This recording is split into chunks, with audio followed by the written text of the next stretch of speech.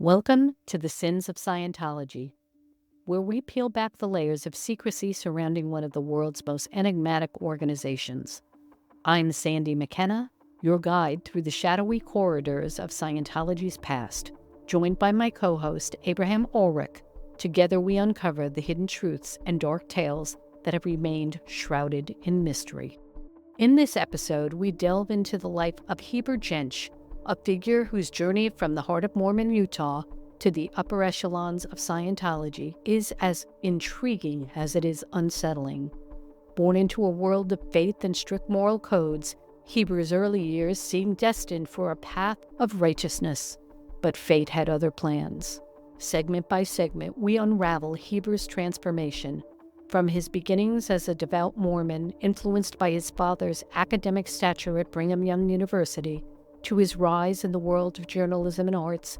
Heber's story is a mosaic of ambition and adaptation. Yet, it is his deep plunge into Scientology that casts the longest shadow.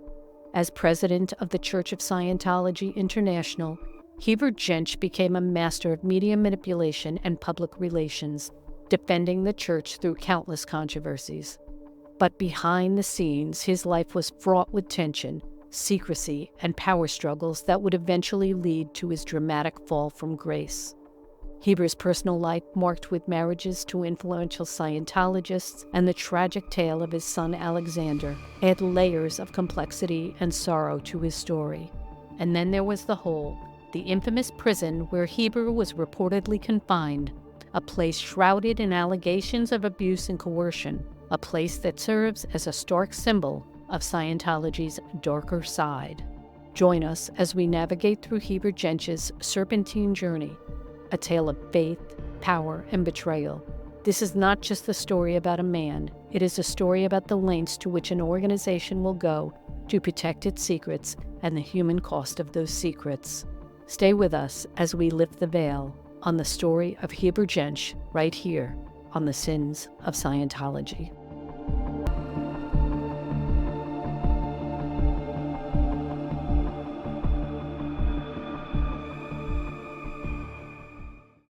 Heber Carl Jentzsch was born on November 30th, 1935 in Salt Lake City, Utah. His upbringing was significantly shaped by the religious and culture environment of the Church of Jesus Christ of Latter-day Saints, the LDS Church, commonly known as the Mormon Church. Heber was never baptized into the LDS Church, but he still identified as a believing Mormon. Heber's father, Carl F. Jentzsch, was an esteemed professor of arts and aesthetics at Brigham Young University, BYU, a major institution affiliated with the LDS Church in Provo, Utah. His connection to BYU and the LDS Church profoundly influenced Heber's early years, immersing him in a community deeply rooted in Mormon values and teachings. Growing up in a devoted Mormon family, Heber was instilled with the principles and doctrines of the LDS Church from a young age.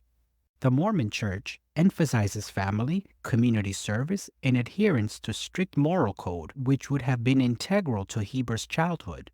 Regular attendance at church services, participation in church-related activities, and the influence of Mormon teachings on a daily life were likely constant during his formative years. Heber's educational journey began in this religiously enriched environment. He attended local school in Salt Lake City, where his upbringing in a Mormon family would have been both a commonality and a cornerstone of his social and educational experiences. Heber attended Weber College in Ogden, Utah, and the University of Utah. In 1959, he earned a degree in communications and Eastern religion. His father's academic position may have also provided Heber with early exposure to the arts, aesthetics, and the value of higher education. Given his father's role at BYU, Heber may have had access to a wealth of cultural and intellectual resources. This exposure could have sparked an early interest in communication, arts, and public speaking, skills he later utilized extensively in his career with Scientology. Salt Lake City, as the headquarters of the LDS Church, offered a unique cultural landscape. Heber's upbringing in this city would have included participation in traditional Mormon practices, such as attending the semi-annual General Conference, engaging in community service projects, and possibly preparing for a mission, a common rite of passage for young Mormon men. The solid religious and moral framework provided by his Mormon upbringing likely influenced Heber's later decision and career path. While he eventually diverged significantly from the LDS Church by joining Scientology, the communication skills, discipline, and the values instilled in him during his early years remained evident throughout his life. Heber's transition from a traditional Mormon upbringing to a prominent figure in Scientology is a testament to the complex interplay of his early experiences and the diverse paths his life would take. The foundations laid during his formative years in Salt Lake City undoubtedly shaped his worldview, approach to leadership, and the challenging and often controversial landscape of his later career. Before becoming involved in Scientology, Heber Jentzsch worked in the arts and media, where he developed skills that would prove to be invaluable in his role within the Church of Scientology. Heber pursued higher education at the University of Utah, majoring in communications. This academic background gave him a solid foundation in various aspects of media, including journalism, public relations, and broadcasting. The University of Utah's communications program is known for offering a comprehensive curriculum covering theatrical and practical elements of media and communication, equipping students with the skills necessary for a variety of careers. After completing his studies, Jentzsch put his education to the test, honing his writing, reporting, and investigative skills. Heber had a keen eye for detail, an ability to communicate effectively, and a dedication to uncovering what he saw as the truth, attributes that Jentzsch would later carry into his role as spokesperson for Scientology. Heber dipped his toe into the entertainment industry, perhaps with aspirations of becoming an actor. During the 1960s, Heber had bit acting parts in a few notable television shows. He had a fleeting appearance as a German lieutenant back in 1965 in Episode 1 of the TV series Combat, a war drama set during World War II. He must have been convincing because 2 years later in 1967, he was once again cast as a German SS lieutenant in Episode 1 of the series Garrison's Guerrillas, a group of convicts turned commandos during World War II. Additionally, he played Chet Nichols in the King of Empty Cups episode of The Mod Squad, which aired on January 20th, 1970. The Mod Squad was a counterculture police drama about 3 young undercover cops. His studies at the University of Utah and his bit acting roles in notable TV shows laid the foundation for his later involvement in Scientology, where he would become a prominent figure. Combining his education and experience in journalism, public relations, and the arts gave Heber a unique skill set. He developed strong communication skills, deep understanding of media dynamics, and the ability to manage public perception, all of which were crucial in his later work in Scientology. His background in media and communications allowed him to adeptly handle the Church's public relations, manage its interactions with the press, and effectively communicate Scientology's messages to the public. This expertise was significant as Scientology often appeared in the public eye facing scrutiny and controversy. Heber Jentzsch joined the Church of Scientology in the late 1960s. This period was a time of significant expansion for Scientology as it was establishing itself more firmly in the United States and internationally. Jentzsch's entry into the church began a long and influential career within the organization. In his own words, Heber shares why he joined and believes in Scientology during this 1985 60 Minutes interview. Now, the thing is that there are millions of Scientologists who are very happy with Scientology. Millions. Millions and millions. Why? Why? Because it works. Because it's not something that is done to you, which is what psychiatry basically operates on. It is something you do something with. For me personally, I grew up in Utah. I was one of the people who was the recipients of fallout from Yucca Flats. And the wonderfulness of this government chose not to tell the doctors in the area what it was like to get radiation burns over your body from fallout, which I got, and I almost died from. Doctor didn't even know what it was. Had cortisone not been a brand new drug at the time, I would have died 24 hours later. And for years and years, I carried within me the aching bones and the sensation of enormous fatigue from that particular experience. It was Hubbard's technology which alleviated that for the first time in my life. So I'm not a person who's going to be attacking L.ron Hubbard. And you will find there are others like me for different reasons. Million? I would say millions, yes. How many million? Upon joining Scientology, Jentzsch quickly rose through the ranks. His journalism and public relations background made him a valuable asset to the church, often embroiled in public controversies and legal battles. He started taking on roles that involved managing the church's image and communicating its message to the public. One of Jentzsch's early roles was within the Guardian's Office, the church's intelligence and public relations arm. The Guardian's Office handled legal affairs, public relations, and other external activities to protect and promote Scientology. This experience allowed Jentzsch to deeply understand the church's strategy for dealing with external scrutiny and criticism. In 1983, Heber Jentzsch was appointed president of the Church of Scientology International, CSI. CSI serves as the central organization that oversees the activities of Scientology churches around the world. As president, Jentzsch became the official spokesperson for the church, a role that required him to represent Scientology in various public and legal forums. Here is another clip from the 1985 60 Minutes interview where we hear Jentzsch in his role as a spokesperson for the church. Adverse to his existence and what he's doing. But Mr. Hubbard, unequivocally, has impacted this civilization, in my estimation, more greatly than anyone I've ever met. Why has he not met you, him? Why is he a recluse? A recluse? No, I think he's a man, as they decided in the Riverside Court, that he has a right to privacy. It's America. This is not Russia. And he has a right to privacy. This man is concerned with research on the areas of the human spirit. He's done it his whole life. It's been his life's work to assist people.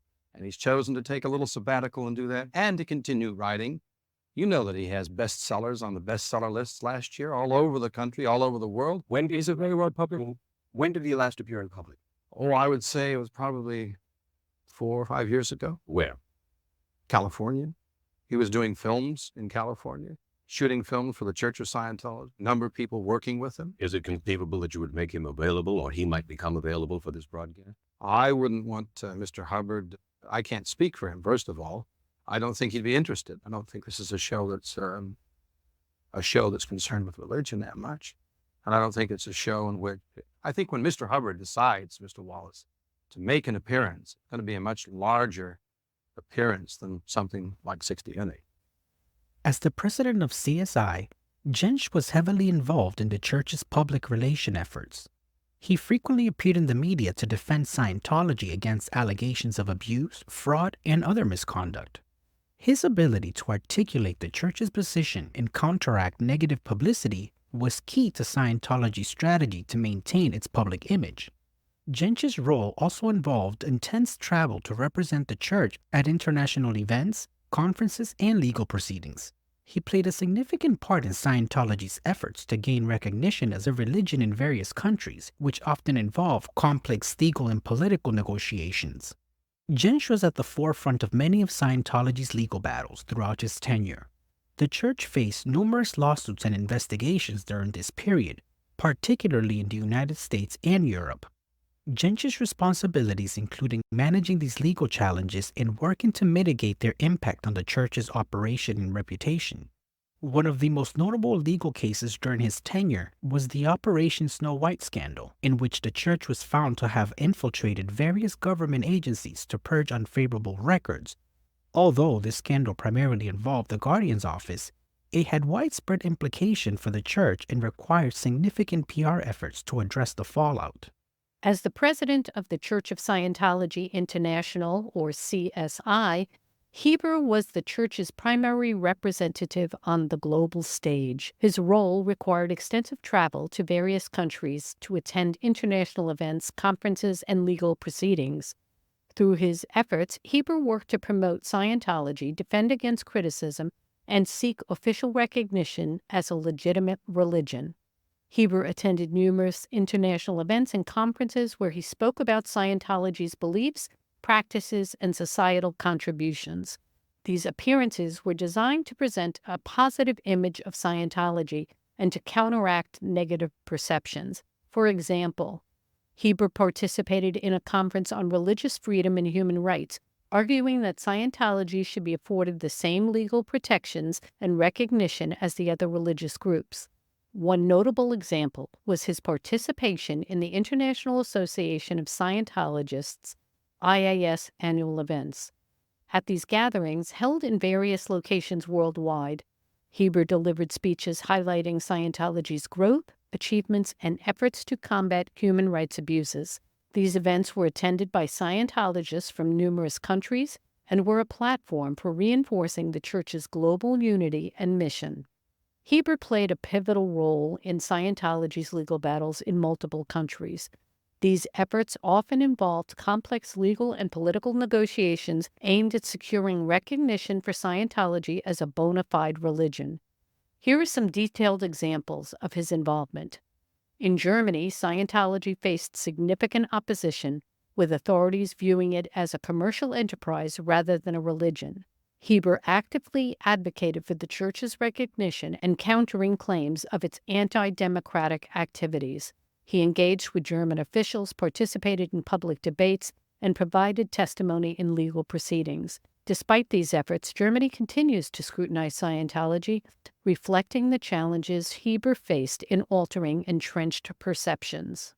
France was another battleground where Scientology sought recognition as a religion.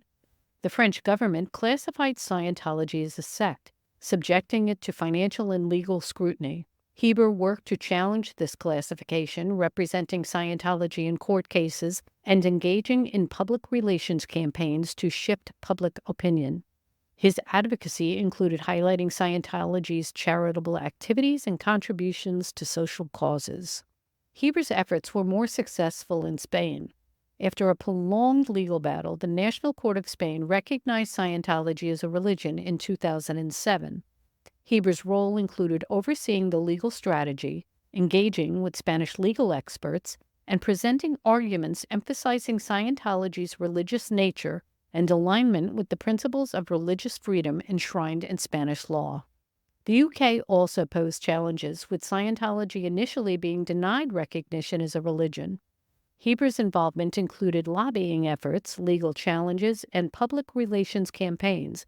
His work contributed to the landmark decision in 2013 when the UK Supreme Court ruled that Scientology's chapel in London could be registered as a place of worship, thus granting the Church the recognition it had long sought.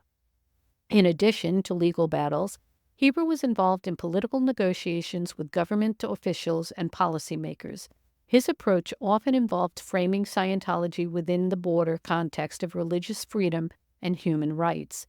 By aligning Scientology's cause with these universally accepted principles, Heber aimed to garner support from international organizations and human rights advocates. For instance, he engaged with the United Nations Human Rights Council and other international bodies to present Scientology's case as one of religious persecution. The strategy was intended to apply pressure on governments that were hostile to Scientology and build alliances with other religious and human rights groups. Heber Jentzsch's extensive travel and representation efforts significantly impacted Scientology's global standing. While he faced substantial opposition and numerous legal setbacks, his work also led to important victories that advanced Scientology's recognition and legitimacy in several countries. His legacy in that area is marked by the challenges he encountered and his progress in advocating for Scientology on the world stage. These efforts were far from smooth sailing, though. Heber Jentzsch was arrested in Spain in 1988 along with 69 other Scientologists, and it became an international incident, protested by the Church of Scientology through any means they could think of to try to get Heber out of jail. 23 leaders of the LA-based Church of Scientology are still in custody in Spain tonight. 9 of them ordered to jail on charges of swindling Spaniards out of money they paid for drug rehabilitation. Jane Wells talked to Scientologists in Hollywood tonight as they try to get information about their jailed leader. This is Alexander Jentzsch, and he is here with me tonight because his father is not here. His father is in a jail in Madrid, Spain. Scientologists believe Church President Jentzsch and other members have been arrested in Spain because their drug rehabilitation efforts there have worked too well. Obviously, we have cut across with a drug rehabilitation program that is working and is expanding in Spain some vested interest that is interested in drug proliferation and drug addiction. 71 church members were arrested Saturday at a meeting as police investigate them for fraud, extortion, and tax evasion. Most have been released, but not Jentzsch, a former actor who's been with the church 25 years. We stand for religious liberty. We stand for those freedoms. Scientologists charge that their people are being mistreated in Spanish jails. They say they're being denied blankets and mattresses and forced to drink dirty water and eat only cookies for meals. The church was founded in the 50s by author L.ron Hubbard. Its purpose, to free the soul through knowledge. But some former members say the reality is much more sinister. Hannah Eltringham says she was put in a virtual prison camp for a year when the church perceived she had evil intentions. We had to run everywhere we went. We had to run, whether it was carrying pails of sand or concrete up 10 flights of steps for building purposes. We had to run. The church continues to deny such charges, saying it is being harassed by governments around the world. Meanwhile, the Spanish judge will determine within 24 hours what charges, if any, will be made against Jentzsch and those remaining in jail with him. Jane Wells, Fox News. After 3 weeks of incarceration, Heber was granted bail of $1 million and fled the country immediately, never to return. It wasn't until 2002 that the charges were dropped and the bond money returned. Heber Jentzsch married Australian Scientologist Yvonne Gillham after her divorce from Peter Gillham, one of the top lecturers on the subject of Scientology. Yvonne Gillham Jentzsch was the founder of the Celebrity Center for the Church of Scientology and grew it to more than 200 staff. They married from 1972 until her death from cancer in 1978. In her book, Commodore's Messenger, A Child Adrift in the Sea Organization, her daughter, Janice Gillham Grady, recalls, tragically, upon Mom's arrival in Clearwater, she was sequestered to a room with a few to no visitors. She could no longer work, so she was considered a malingerer and someone not pulling their weight. Only my stepfather Heber Jentzsch, my father Peter Gillham, and my sister Terry Gamboa, who had to sneak away to Florida from California, had a chance to say goodbye. Her illness, as well as her ultimate death, was considered bad PR for Scientology. I could not shake the feeling of betrayal. The lies about her condition, the cover-ups, and how others prevented me from knowing what really happened just held my grief in place. This marriage preceded his more publicly known relationship with Karen de la Carriere. Karen was a prominent figure within the Church of Scientology and one of its highly trained auditors.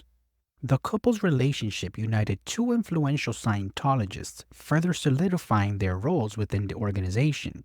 Their marriage was a notable union within the church, given Karen's significant contributions and standings within Scientology's hierarchy. Born in England, she became involved with Scientology in the 1960s and quickly rose through the ranks due to her dedication and skills. Karen was trained directly by Scientology's founder L.ron Hubbard and became one of the few individuals to attain the highest level of auditing and training within the church. Known as a Class 7 auditor, this elite status made her a highly influential figure within Scientology's internal structure. Karen de la Carriere and Heber Jentzsch's marriage was a significant union within Scientology. Both were influential in their own rights. Heber as the president of the Church of Scientology International, and Karen as the top auditor and trainer. Their marriage symbolized a powerful alliance within the church, merging their respective spheres of influence. Karen's contributions were primarily within Scientology's internal operations. She served aboard the flagship Apollo and was trained by LRH to the level of Class 7 Auditor, CS, one of the only 7 LRH ever made. As a Class 7 auditor, she delivered advanced auditing sessions and trained other auditors. Her work involved helping members reach higher levels of spiritual awareness and clearing the psychological barriers believed to impede their progress. Karen's expertise and dedication earned her a respected place in the church's hierarchy. The marriage between Heber and Karen was notable for several reasons. Both were highly visible and respected within Scientology, with intensive contributions to the church's growth and operations. Their marriage represented the coming together of two powerful entities within the organization. Together, they yielded significant influence over both the public perception and internal workings of Scientology. Heber's public relations skills and Karen's auditing expertise made them a formidable team. Their relationship provided mutual support in their demanding role. Karen's work as an auditor was complemented by Heber's efforts to defend and promote Scientology publicly, creating a strong partnership within the church. The couple eventually separated and Karen de la Carriere left the Church of Scientology. Her departure was met with severe repercussion due to the church's policy of disconnection, which mandates cutting off all ties with those deemed suppressive persons or SPs. This policy led her to estrangement from Heber and other church members, including her son, Alexander. After leaving Scientology, Karen became one of its most vocal critics. She has shared her experiences and exposed various practices within the church, mainly focusing on its policies regarding disconnection and treatment of members. Her outspoken stance has brought significant attention to the challenges and controversies surrounding Scientology. Karen de la Carriere continues to be an active critic of Scientology, using her platform to advocate for those affected by the church's practices. She has provided insight into the inner workings of Scientology and highlighted the personal costs of its policies on family relationships.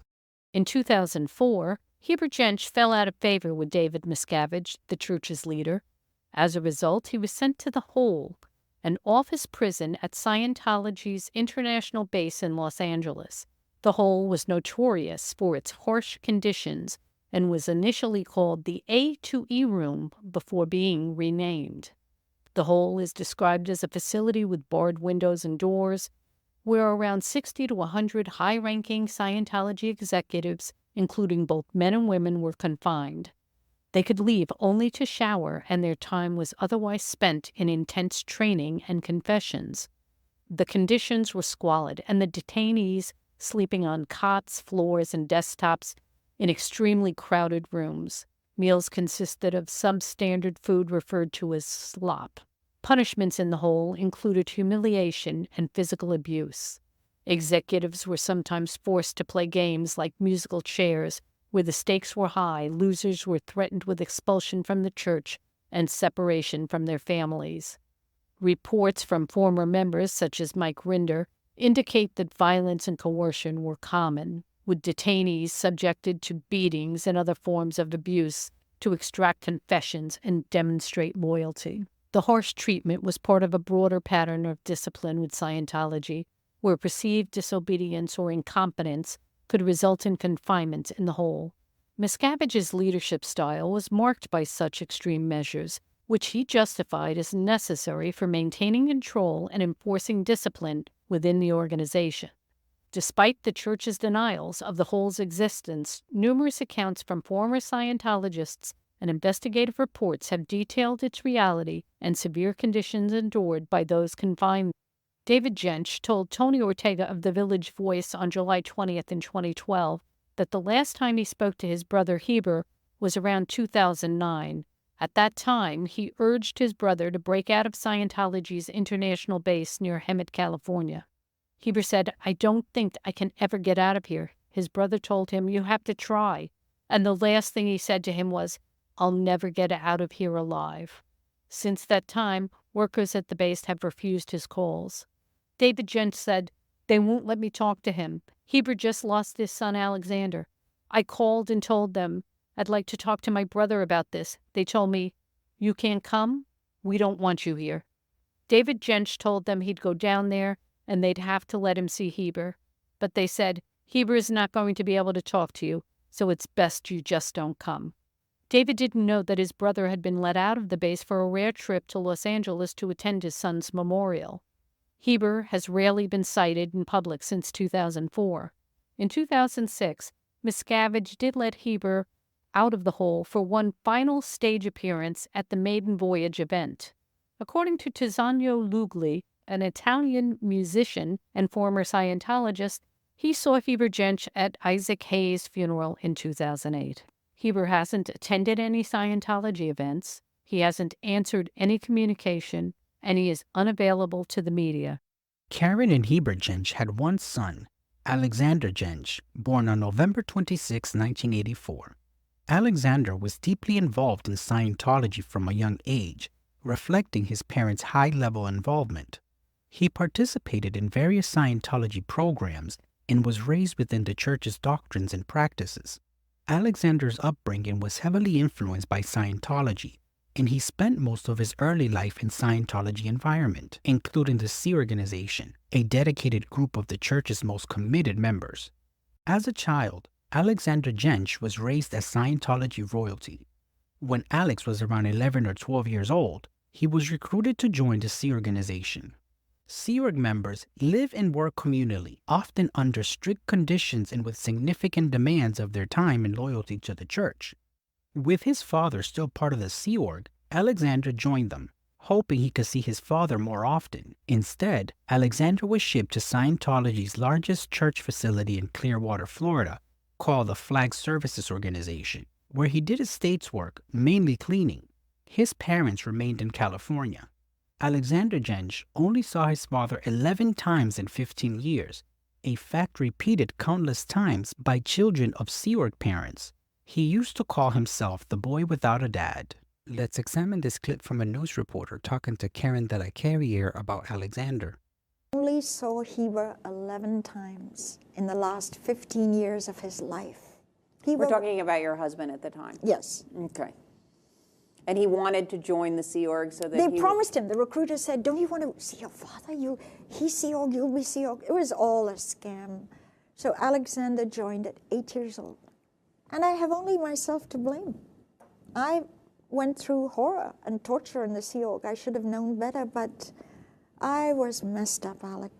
I really was, Allison. I'm much more savvy now. As a 12-year-old boy, with little formal education and under the care of random adults at Flag, Alex had no real exposure to the outside world or the dangers of sexual predation. Alexander was found to be having sexual intercourses at the age of 12 at the Flag land base with a 40-year-old woman in the Office of Special Affairs. Once this became well known within the organization, and to avoid a potential PR nightmare, Alexander was sent to the Continental Liaison Office, or CLO, West U.S. This was the management body for Scientology in the Western United States and had many other functions, including estates work for the entire Big Blue facility, running the numerous Scientology events which occur several times a year. By the 1990s, Alexander was running the Boiler Room, aka Phone Bank, which contacted local Scientologists by phone and email to get them confirmed to come to these events. And he did this for years. Alexander married Andrea Cavan. Both Alexander and Andrea were members of the Sea Organization, Scientology's clergy, but they left in 2010 when Andrea became pregnant, though she later miscarried. They lived for a while in Glendale, California, but eventually moved to Dallas, where Alexander took a job in sales at a Scientology-owned company. Soon it became clear that Alex's sheltered and cloistered life had ill-prepared him and Andrea for living in the real world. His relationship with Andrea reportedly became strained during this time. In the early 2000s, Alexander's mother Karen was disillusioned with Scientology. She began posting anonymously online about Scientology, the Sea Org, and her own experiences under the anonymous name War and Peace. In 2010, she was declared a suppressive person. Alexander was forced to disconnect with his mother when she left Scientology. In the last 2 years of his life, Alexander was cut off from both his parents. At some point during this time, Alex got into a car accident in Dallas and was put on Oxycontin, a heavy-duty painkiller for back pain. From the limited information we found, it appears that Alex has substance abuse issues as a result of this prescribed medication. He received the methadone prescription. While the drug is prescribed to help heroin addicts with withdrawals, it's also prescribed for acute pain. After losing his job in Dallas, Alexander returned to Los Angeles the last week of June to live with his in-laws. He developed a head cold on the trip back and began to take over-the-counter medications. Unfortunately, this developed into pneumonia, something neither Alex nor his in-laws recognized as serious. At this point, Alex was still having trouble breathing and was running a fever. Rather than taking Alex to a hospital or calling a doctor, Scientology decides to deal with this by calling none other than Stan Gershon, an OT8, to give him a touch assist for his inability to breathe. That's right, no hospital, no doctor. They called an OT8 to give him a touch assist for pneumonia. On July 2nd at 9 a.m., Alex's in-laws saw him asleep. 12 hours later, around 9 p.m., Alex still hadn't moved, but no one bothered to check in on him. Tragically, on the morning of July 3rd, Alexander's father-in-law checked in on him and found him unresponsive. He then took his child to school, returned home, and only then called 911. Let's examine this clip from ABC 7 News report of the incident. Questions being raised now about the mysterious death of a 27-year-old Southern California man. New at 11, Eyewitness News reporter Leanne Suter joins us with more details about the unusual twists in this case. Leanne. Mark, the LA County Coroner's Office is investigating the mysterious death of 27-year-old Alexander Jentzsch. He was found dead inside a Sylmar home July 3rd, but why still remains a mystery. A moving tribute at sea from mother to son for Alexander Jentzsch, posted on YouTube by family and friends. The 27-year-old's mysterious death now being investigated after he was found dead at his in-laws' Sylmar home, but it was hours before anyone called 911. The LA County Coroner's Office says Alexander's in-laws saw the 27-year-old asleep in his bed on Monday, July 2nd, around 9 a.m. 12 hours later, around 9 p.m., he hadn't moved, but no one checked on him. The next morning, his father-in-law did check and found Alexander unresponsive. The father-in-law took a child to school. When he returned home, he finally called 911. In this particular case, there was some information that we received that we were looking into, along with the fact that we've had other family members provide information or question his death. Can we talk to you guys about Alexander? No one at the in-laws' home would talk to us about Alexander's death. The 27-year-old's father is Heber Jentzsch, the president of the Church of Scientology International. Heber Jentzsch hasn't been seen in public for years, but at the height of his influence in the church, he was often seen in the company of high-profile members like John Travolta. Alexander's mother, Karen de la Carriere, left the church and says her son then disconnected from her. Disconnected is a term Scientologists use to describe the decision to cut themselves off from loved ones who leave the church. She says when her son died, she wasn't allowed to see his body and has many questions about his death. Why give the coroner smoke and mirrors and blame it all on Alexander? He was drinking. He was history of over self-medicating. He did this. He did that. Oh, come on. It smells to high heaven. Now, the coroner's office says an autopsy has been completed, but investigators are awaiting toxicology results before determining an exact cause of death. Leanne Suter, ABC 7 Eyewitness News. It's been reported that his in-laws made calls to OSA, the Office of Special Affairs, after they found him unresponsive, but before they called 911. His mother was shocked when she received a call from a stranger to let her know that Alexander had been found dead in his bed in the morning of July 3rd, 2012. She would later learn the name of this stranger, Aaron Smith Levin. In Chris Shelton's video, Alexander Jentzsch, A Scientology Tragedy in 3 Acts, he presented the following audio from Ed Winter, Assistant Chief of Investigations from the Los Angeles Coroner's Office. I was the Assistant Chief. I still am Assistant Chief of Investigations. I oversee all the death investigations in LA County and especially the high-profile celebrities and politicians or whatever. On July 3rd, we were advised of a death at a private residence in Sylmar in the 13,700 block of Oro Grande Street. According to the law enforcement who reported it, is that the decedent was last known to be alive by his in-laws when they left the residence for the day. When they returned later, he appeared to be in bed sleeping. That was on the 2nd, and on July 3rd, about 7:30, the decedent was found unresponsive in his bed by his father-in-law during a welfare check. The decedent, or the father-in-law, did not call for paramedics, however, took his son to school and then returned home and called paramedics. They responded and pronounced him deceased. The decedent was Alexander Jentzsch. We sent an investigator, responded, and he was transported back to our office. There was an at-scene investigation and an autopsy performed. And that's what our initial investigation was about. Well, number one, when you have a 27-year-old male that passes away, and it's reported that he had some sort of a accident and was over-medicating due to a traffic accident, we wanted to find out some additional information and possibly medical history.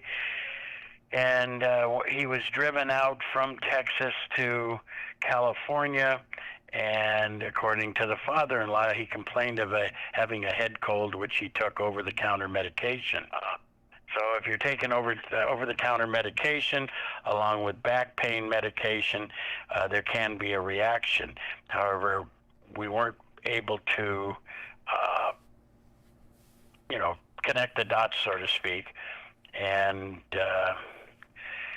supposedly when the paramedics were there, medication was unaccounted for.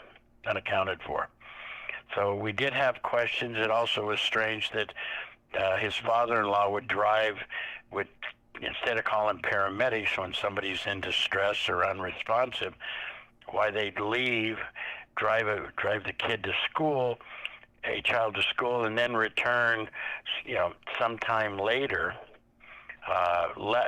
Found him at 7:30 and came back at 8:23. That's a long time. So there was some questions, and then his mother contacted me, and was providing additional information on his personal medical issues and other issues. We're able to do an investigation. We found that after the autopsy, he had acquired pneumonia and was using methadone and took some additional drugs. A couple things. His wife and him are separated. His wife is not there at the house, and he's staying with his father-in-law. Then, as this investigation proceeded, we reached out to the Church of Scientology and got no response. Tried to talk to the wife, and when we'd call the house, the father-in-law would say she's not there, she's unavailable, and she wouldn't talk to us. And then I was contacted by an attorney for the church that wanted to have information removed from the report.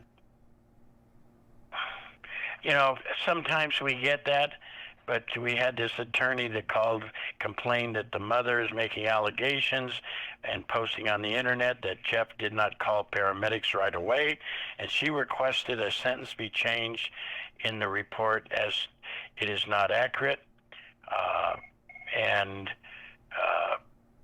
we told her, hey, the report stands as is.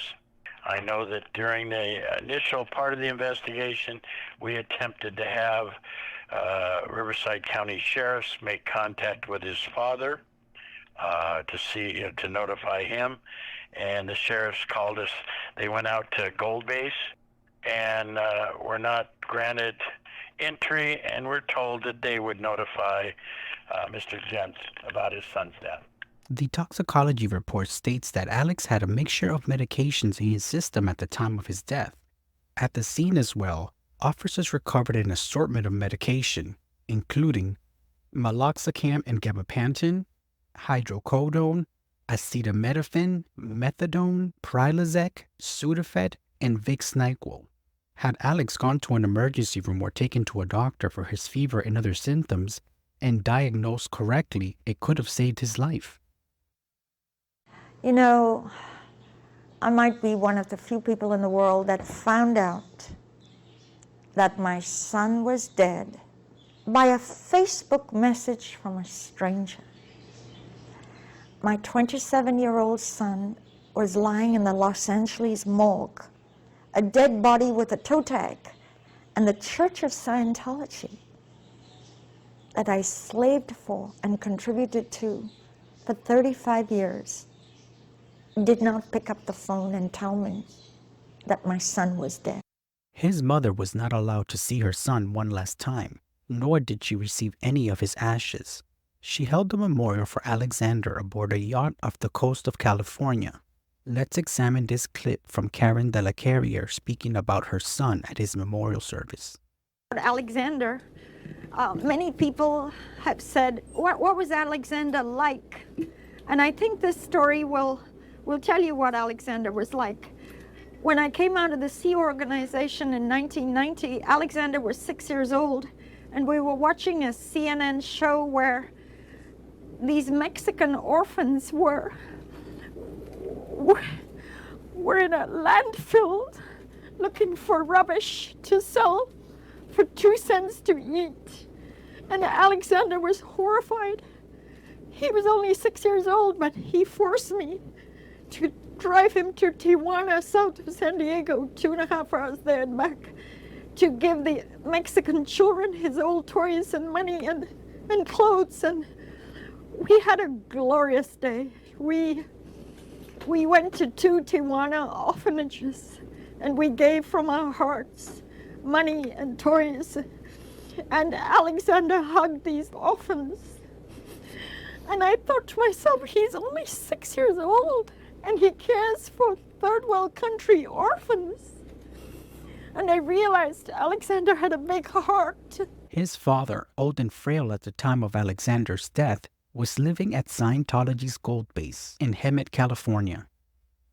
During the initial part of the investigation, Edward Winter at the LA Coroner's Office said they attempted to have the Riverside Sheriff's Office make contact with Heber to notify him of Alexander's passing. The sheriffs went out to Gold Base and were not granted entry. They were told that they would notify Mr. Jentzsch of his son's death. Thank you for joining us on this deep dive into the life of Heber Jentzsch, a man whose journey from devout Mormon to a central figure in Scientology reveals the complex and often dark intersections of faith, power, and control. From his early years shaped by the teachings of the LDS Church, to his ascent in the world of journalism and acting, and ultimately to his controversial tenure as the president of the Church of Scientology International, Heber's story is one of ambition and adaptability. Yet it is also a tale marked by personal tragedy and power struggles and a dramatic fall from grace. We've explored the significant chapters of his life, from the pivotal role in Scientology's public relations efforts to the harsh realities of his confinement in the hole.